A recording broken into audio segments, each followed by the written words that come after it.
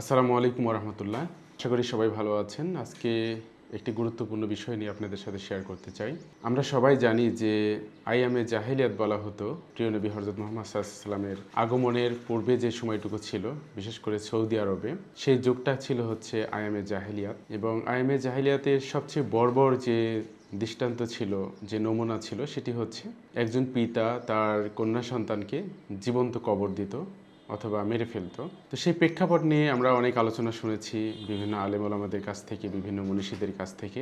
সেখানে এমনভাবে উপস্থাপন করা হয়েছে যেন পিতাই তার কন্যাকে কবর দিচ্ছে বা মেরে ফেলছে, এর সাথে পারিপার্শ্বিক বা অন্যান্য যে বিষয়গুলো আছে সেগুলো কোনো দায়ী না। এখানে পিতাকে দায়ী হিসেবে উপস্থাপন করা হয়েছে এবং তার জাহিলিয়াতের কারণেই তাকে জীবন্ত কবর দেওয়া হচ্ছে বা শাস্তি দেওয়া হচ্ছে, এই ধারণা আমাদের মধ্যে সৃষ্টি করা হয়েছে। কিন্তু প্রকৃত বিষয়টা কি, এটি নিয়ে যদি আমরা একটু পর্যালোচনা করি, তাহলে বর্তমান প্রেক্ষাপটের সাথে আমরা যদি একটু মিলিয়ে দেখি, তাহলে আমরা বুঝতে পারবো আসলে সেই সময়ের প্রকৃত অবস্থা কী ছিল। এখন ফেসবুকে ঢুকলে বা সোশ্যাল মিডিয়াতে আমরা দেখতে পাচ্ছি অনেকে বলছেন যে আমারও মেয়ে আছে, বাংলাদেশে থাকতে আমার ভয় করছে, আমারও মেয়ে আছে, আমি মেয়েকে নিয়ে খুব টেনশনে আছি, কি হবে। এই পরিবেশটা কেন সৃষ্টি হয়েছে? তার আশেপাশে যে সমস্ত পরিবেশ পরিস্থিতি দেখছি, যে একেবারে ছোট ছোট মেয়েদেরকে তারা বিভিন্নভাবে নির্যাতন করা হচ্ছে, ধর্ষণ করে হত্যা করা হচ্ছে, তাদের দেহকে খণ্ড বিখণ্ড করা হচ্ছে, এই সমস্ত পরিবেশের কারণেই কন্যা সন্তানের বাবা যারা আমরা আছি তারা কিন্তু ভীত সন্ত্রস্ত হয়ে পড়ছি এবং বিভিন্ন ধরনের মন্তব্য আমরা সোশ্যাল মিডিয়াতে করছি। তাহলে সেই সময় সৌদি আরবে যখন বিশ্বনবী সাল্লাল্লাহু আলাইহি সাল্লামের নবুয়ত প্রাপ্তির আগের মুহূর্তে যে সময়টা ছিল আইয়ামে জাহিলিয়াত, সেই সময়ে একজন বাবা তার কন্যা সন্তানকে কেন জীবন্ত কবর দিত, এটা যদি একটু আমরা বিশ্লেষণ করি, তাদের দৃষ্টিভঙ্গি, তাদের চলাফেরা এবং সামাজিক পরিবেশ এতটা জঘন্য, এতটা নোংরা ছিল, মেয়েদেরকে বাজারে বিক্রি করা হতো, নিলাম করা হতো এবং মেয়েরা ছিল হচ্ছে ভোগের সামগ্রী মাত্র এবং তাদেরকে রাস্তাঘাটে বেঁধে রাখা হতো বিক্রি করার জন্য। তো পরিস্থিতিটা এত ভয়াবহ ছিল যে একজন পিতার যখন কন্যা সন্তান হতো, সে তখন ভাবতো যে বর্তমান যে পরিস্থিতি, আমাদের আশেপাশে যে পরিস্থিতি, সেই অবস্থায় যদি আমার কন্যা সন্তান বেড়ে ওঠে, তাহলে যে পরিস্থিতির মধ্যে পড়বে, যে খারাপ অবস্থার মধ্যে পড়বে, যেভাবে সম্মানহানি হবে, যেভাবে বাজারে তাকে নিলাম করা হবে, যেভাবে তাকে বিক্রি করা হবে, তার থেকে আমি যদি তাকে নিজ হাতে কবর দিই, নিজ হাতে তাকে হত্যা করি, তাহলে তার সম্মানটা রক্ষা পাবে, তাহলে আমার মেয়ের সম্মানটা রক্ষা পাবে। ঠিক এই ধ্যান ধারণা থেকে সামাজিক পরিবেশের কারণে বাধ্য হয়ে তারা কিন্তু কন্যা সন্তানকে জীবন্ত কবর দিত। কোনো বাবা মা কিন্তু তার সন্তানকে সামান্যতম আঘাত করতে চায় না, তারা অত্যন্ত যত্নে আদর করে তাদেরকে লালন পালন করে। কিন্তু সামাজিক পরিবেশটা এত ভয়াবহ হয়ে ওঠে যে পিতা তার সন্তানকে এই সমাজে বড় হতে না দিয়ে হত্যা করাটাকে অধিক উত্তম মনে করে।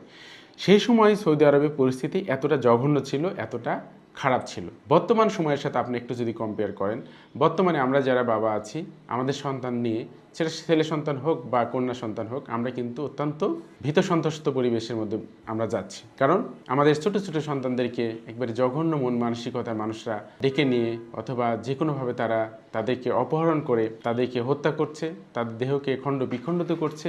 পরিবেশটা এত ভয়াবহ, এত খারাপ হয়েছে বিচারহীনতা এবং সামাজিক বিভিন্ন প্রেক্ষাপটে, যে এই সমাজে বসবাস করা একেবারে দুরূহ হয়ে পড়েছে। বিশেষ করে বর্তমানে সোশ্যাল মিডিয়ার কিছু রিলস এবং কিছু খারাপ বিষয়গুলো আমাদের সামনে এত জঘন্যভাবে আসে, যেগুলো দেখে দেখে কিন্তু আমাদের মন মানসিকতা, আমাদের ধ্যান ধারণা, আমাদের দৃষ্টিভঙ্গি, আমাদের কৃষ্টি কালচার সব কিন্তু চেঞ্জ হয়ে যাচ্ছে এবং এর ইফেক্ট পড়ছে আমাদের ছোট ছোট সন্তানদের উপর। সুতরাং আসুন আমরা বিষয়গুলো অত্যন্ত গুরুত্বের সাথে বিবেচনা করি, কেন এই পরিবেশটা তৈরি হচ্ছে সেগুলোকে আমরা রিমুভ করার চেষ্টা করি। যে সমস্ত সমস্যার কারণে আমাদের এই জেনারেশনের মধ্যে এই ধরনের মেন্টালিটি তৈরি হচ্ছে, সে সমস্ত আমরা রিমুভ করার চেষ্টা করি। দেশে প্রচলিত যে সমস্ত আইন আছে সেই আইনগুলো যথাযথ ব্যবহার করি, একজন অপরাধকারী যেন যথাযথ মানের শাস্তি পায় সেই ব্যবস্থাটা আমরা নিশ্চিত করি।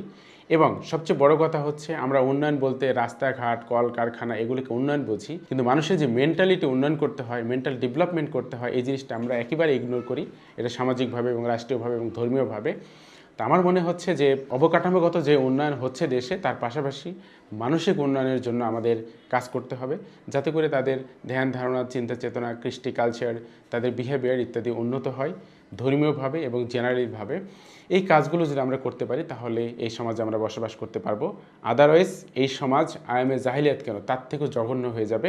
সেখানে আপনার, আমাদের কারো বসবাসযোগ্য কোনো পরিবেশ পরিস্থিতি থাকবে না। তাই আসুন এখনই আমরা ব্যবস্থা নিই এবং সরকারের প্রতি আমি দৃষ্টি আকর্ষণ করব, আপনারাও এই ব্যাপারে যথাযথ পদক্ষেপ নেন। যা ধর্মীয় গুরুজন আছেন, বিশেষ করে ইমাম সাহেবরা আছেন, তারাও তাদের লেকচারে আলোচনায় বিষয়গুলো তুলে ধরেন। সব মিলে একটি সামাজিক আন্দোলন গড়ে তুলি, যাতে করে আমরা একটা সুন্দর পরিবেশে, একটি সভ্য পরিবেশে, একটি মনোরম পরিবেশে, একটি আধুনিক পরিবেশে, একটি ভালো পরিবেশে আমরা সবাই বেড়ে উঠতে পারি, আমাদের সন্তানরা বেড়ে উঠতে পারে। এই আশাবাদ ব্যক্ত করে আজকে আমি আমার কথা শেষ করছি। এখন যারা সাথে ছিলেন সবাইকে ধন্যবাদ। আপনারা বিষয়গুলো নিয়ে চিন্তা করবেন।